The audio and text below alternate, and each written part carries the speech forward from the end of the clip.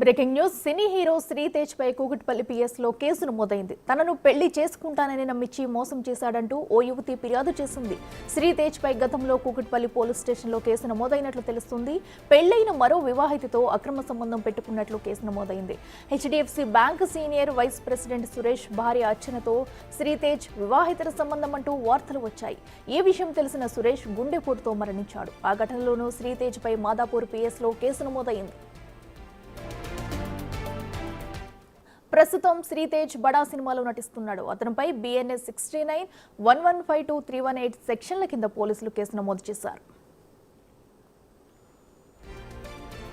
ఇదే అంశానికి సంబంధించి మరింత సమాచారం మా ప్రతినిధి రాణా అందిస్తారు. రాణా, చెప్పండి. ప్రస్తుతం సినీ హీరో శ్రీతేజ్ పై కూకట్పల్లిలో కేసు నమోదైంది.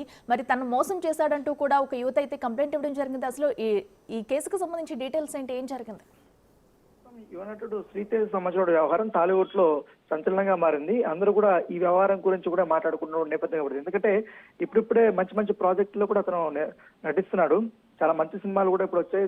చాలా వరకు కూడా ఇప్పటికే హిట్ అయినటువంటి సందర్భం కూడా ఇప్పుడిప్పుడే సినిమాలు కూడా ఎక్కువగా పుంజుకుంటున్న సమయంలో ఇతను ఈ వివాదాలకి వెళ్ళినటువంటి నేపథ్యం కాబట్టి గతంలో కూడా ఎఫ్ఐఆర్ పెట్టుకున్నటువంటి కేసు కూడా ఒకటి ఉంది. దాంతోపాటు ఇప్పుడు ఒక యువతిని మోసం చేశాడనేది కూడా ఇప్పుడు ఎఫ్ఐఆర్ నమోదైనటువంటి నేపథ్యం కాబట్టి ఎందుకంటే ఈ కేసులో కూడా శ్రీతేజ్ సంబంధించిన విషయంలో అతనికి సెక్షన్స్ కూడా చాలా గట్టిగానే పెట్టినట్టు మనకు చాలా స్పష్టంగా కూడా కనబడుతుంది. ఎందుకంటే ఒక్కొక్క బిఎన్ఎస్ యాక్ట్ కింద నాన్ బెయిలబుల్ యాక్ట్ కింద కూడా ఇప్పుడు వచ్చినటువంటి నేపథ్యం. ఎందుకంటే 69 కానీ 115 కానీ 318 కానీ ఇవన్నీ కూడా ఖచ్చితంగా చాలా సివియర్ గా ఉన్నటువంటి సెక్షన్స్ అని చెప్పుకోవచ్చు. ఇప్పటికే కూకట్పల్లిలో ఉన్నటువంటి ఆ కేసు, అప్పట్లో వివాహేతర సంబంధం పెట్టుకున్నటువంటి అంశము, ఇవన్నీ కూడా ఇప్పుడు తెరవైకి వస్తున్నటువంటి నేపథ్యం మీద కనపడుతుంది.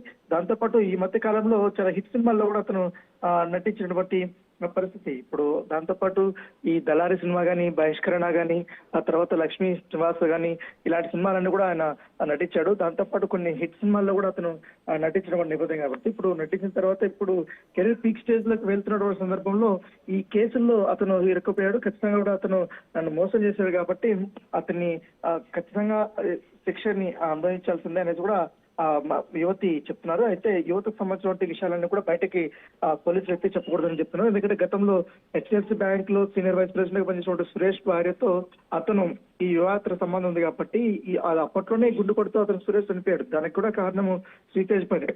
దాంట్లో అప్పట్లో మాదాపూర్ లో కూడా ఇది ఫిర్యాదు కూడా చేసినప్పుడు చాలా వరకు కూడా ఈ కేసులు ఆయన గతంలో కూడా ఇంకా ఎంతమంది అన్న మోసం చేశాడు అనే దానిపై కూడా పోలీసులు ఆరోపిస్తున్నారు. Right Rana, thank you.